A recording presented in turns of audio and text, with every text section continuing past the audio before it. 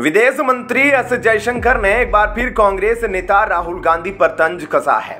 मैसूरू में एक कार्यक्रम में विदेश मंत्री जयशंकर ने कहा कि वो राहुल गांधी से चीन पर क्लास लेना चाहते थे, लेकिन बाद में पता चला कि राहुल गांधी खुद चीन के राजदूत से उनके देश पर क्लास ले रहे हैं।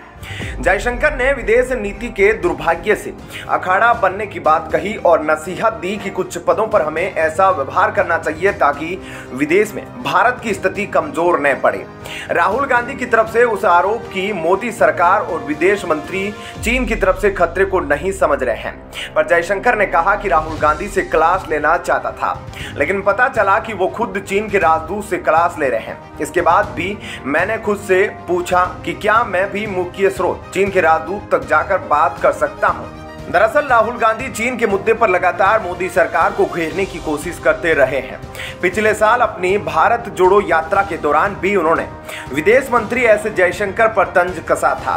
राहुल ने कहा था कि जयशंकर को चीन के मसले पर अपनी सोच और समझ को बड़ा करना चाहिए। उन्होंने यह भी दावा किया था कि चीन ने भारत के खिलाफ जंग की तैयारी की है। राहुल का कहना था कि मोदी सरकार इस मामले को नजरअंदाज कर रही है और जानकारियां छिपा रही है।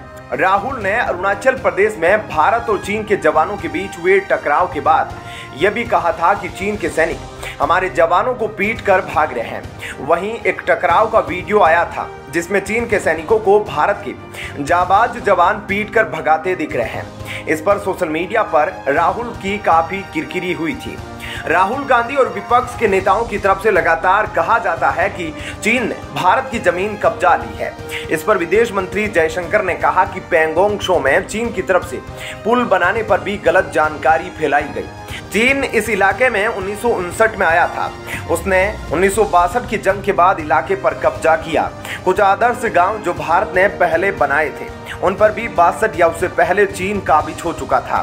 विदेश मंत्री ने कहा कि मैंने कभी इसकी चर्चा नहीं की कि 1962 में जो हुआ किसकी गलती थी। उन्होंने कहा कि इसे मैं राजनीतिक रंग देना जरूरी नहीं मानता हूं।